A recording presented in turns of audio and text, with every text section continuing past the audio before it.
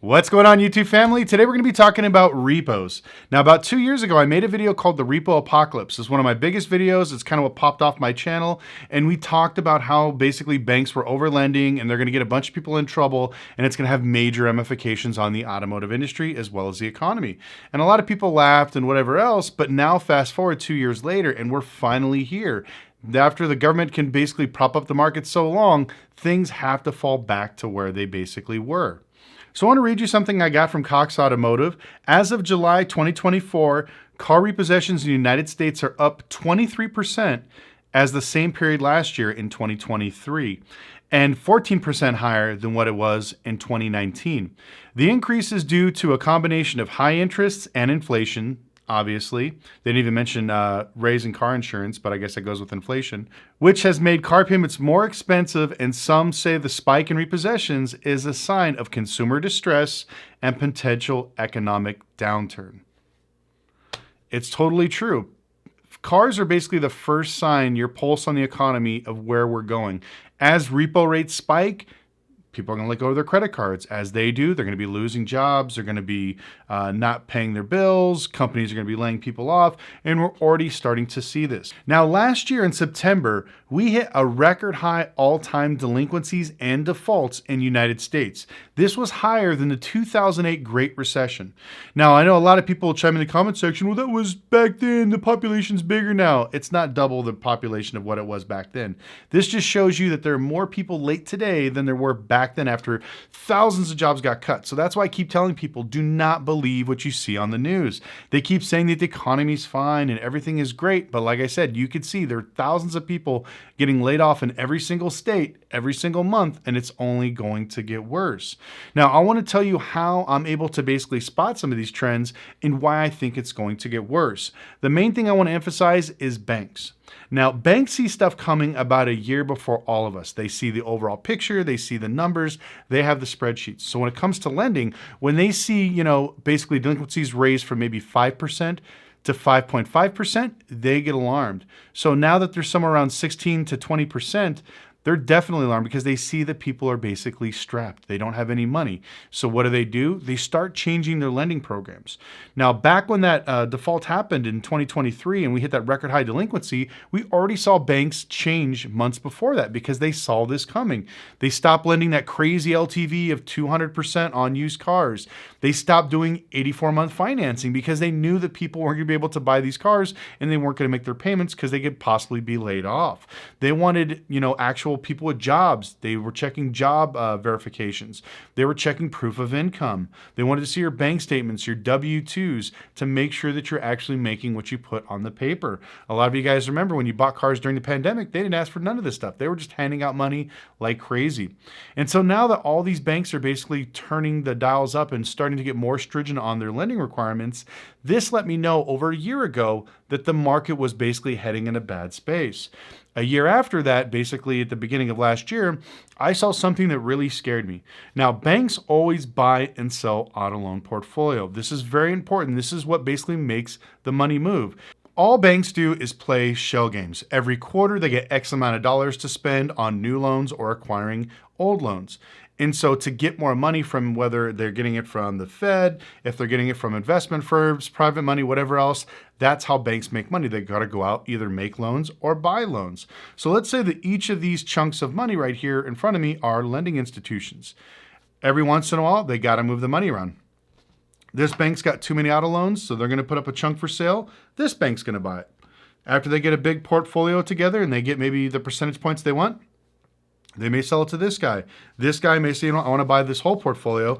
And now these banks become one. And so they're constantly selling auto loan portfolios back and forth.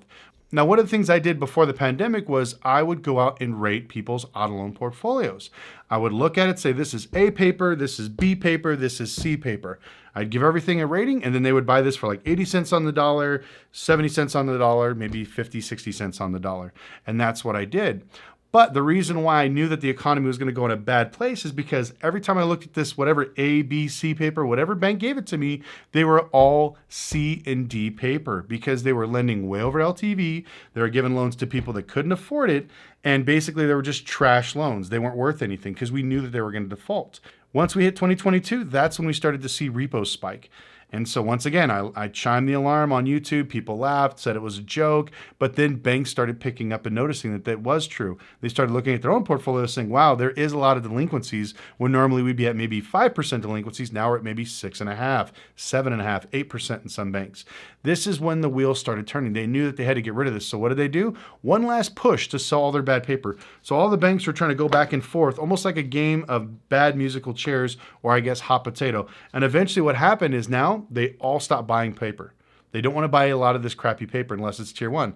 So now everybody's stuck with their own paper. As we go deeper into this recession, banks are rated off of their actual portfolio performance. So if this bank is collecting, majority of their cars and their loans are paying, they're considered a good bank, so they'll get fed more money. But what about this bank? What is this bank's not collecting? Well, they have to sell some of their loans to get out of the bad ones. And then now they're forced to basically make sure they can take care of the loans that they have now, because if their default rate goes under a certain percentage points or they have too much delinquencies, they won't get any new money.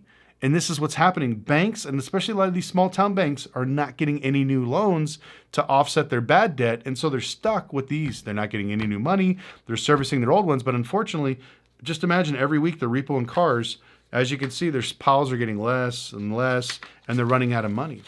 And so now they basically completely stop lending. They don't do anything. They cut off banks. They cut off small business lending. They cut off your credit card. They start cutting back rates. And definitely in your comment section, chime in. If you've gotten a notice that your credit card is being cut in half, you have some sort of line of credit, business line of credit, please let us know when you got this, because I've been talking to people that have been paying on time, have no problems, and all of a sudden magically their rates are getting decreased. This is why, because banks are running out of money. People don't have it. They're buying too much on credit. They're buying cars they can't afford. And this is why I tell everybody, the car industry is literally the pulse of the financial system. Like, as people basically are losing their cars, we know that they're financially stressed because, they can't afford it. Now they're gonna have to walk to work. And we all know that Americans don't like to walk. We're the fattest country in the world. So now we can really tell that we're under distress. And the reason why I know it's even gonna get worse is because as I started talking to these banks, they're all getting bought up by these bigger banks.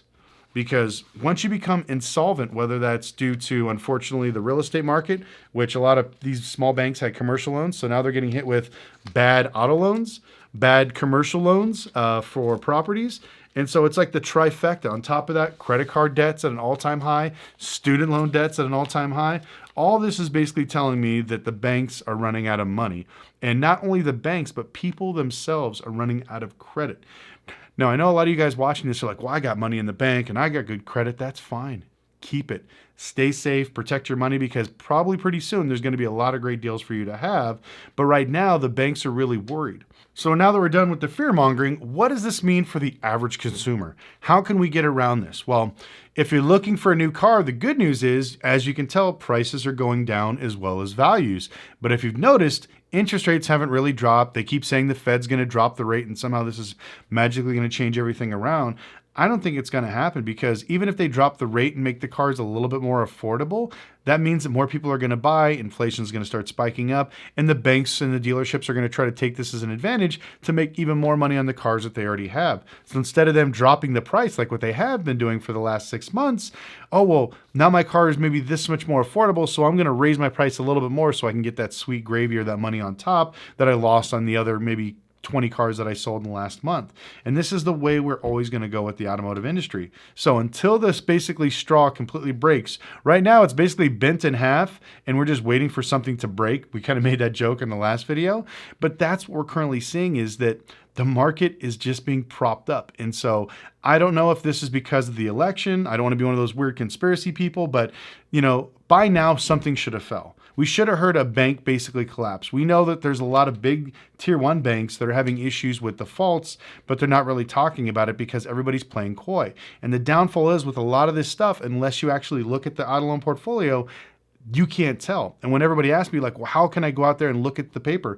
You can't. This is all part of the Fair Credit Act. They can't share this information because it's personal information and they hide behind that. So this way they don't have to share this stuff with you guys. And that's what blows my mind is I think that Americans have the right to know how bad it really is. They always say, oh, well, the default rate's this, it's bad, but it's not bad. As you can see, it's record high. It's at an all-time high. There's more people delinquent today. I think it was 1 out of every 4 auto loans that are on the road today are delinquent.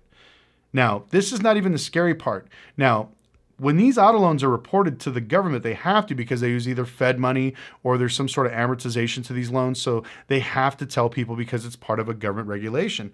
But what about all the private loans? Now, there's a lot of people that have hedge funds, that have maybe retirement funds, that put millions of dollars in the auto loan portfolio. They're not required to tell because it's a private fund.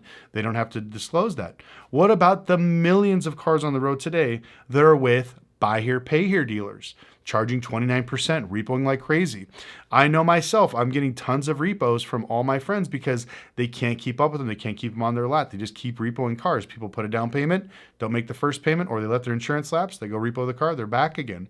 Not including the millions of title loans that are all across the United States. There's lots of people around that were lucky enough to pay cash for their cars during the pandemic with all that sweet, sweet stimulus money. But now that it's all gone, they went to Title Max or one of these title loan places and borrowed something at 200 to 300%. And now they're buried in their cars. They can't get rid of them. And then the interest is basically eating them alive. And so they got millions of repos every month coming on those ones as well. So that just lets you know that it's a lot worse than what you really think it is. And this is something, like I said, that hit the news. They talked about it for about a month or two, and then it just magically fizzled out like a bad fart in the wind. And that's why I know that there's something really bad, because this gives me 2008 vibes. If anybody's been through 2008, you remember exactly how it is. Everybody's telling you it's fine. There's nothing wrong. The economy's strong. You see like companies, Fortune 500 companies closing. Like right now, you see restaurants closing. You see Walgreens, I think they're closing 8,800 stores. CVS is closing. Denny's is closing up. Ruby Tuesdays is pretty much gone. Like there are thousands of stores closing across the United States.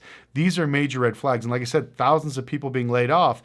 But the news is telling you that everything is fine. And then if you remember 2008, it was like somebody just dropped the bottom out. All of a sudden, the banks are not lending. I can't sell my house. I got 2 buyers, but the bank doesn't want to give these people a loan. Why is that? And then all of a sudden, once the banks stopped lending, the market collapsed. And I feel like we're right there. The banks don't want to lend anymore, and we're waiting for something to give. Either the banks are just going to keep lending at a greed, or they're going to stop, and then the market's going to start dropping, which is going to scare the banks, which is not going to make them lend anymore, and the market's just going to drop quite a bit. Now, are we going to have a crash? Probably not, but we are going to have a correction, because there are still a lot of people out there on the sidelines with money waiting, whether that's houses, cars, or some sort of other financial opportunity. There's a lot of people that have been trained over the 2000 fallout, the 2008 fallout, and as of today, you know, they've seen the market trend. It's true. It all comes in cycles, and you'll see it over and over again. And it's all spent usually from somebody overspending, getting money they shouldn't have, and then all of a sudden the market just falls out. But this is where we're at today.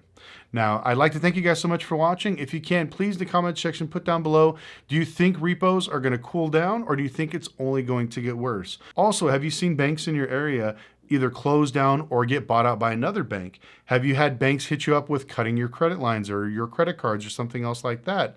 Have you seen banks basically stop lending? You know, let us know in the comment section below. We want to be transparent with these issues, and that's part of my channel, is to help people see what's currently going on in the automotive industry. But I want to thank you guys so much. If you learned anything, please like and subscribe. We'll see you next video.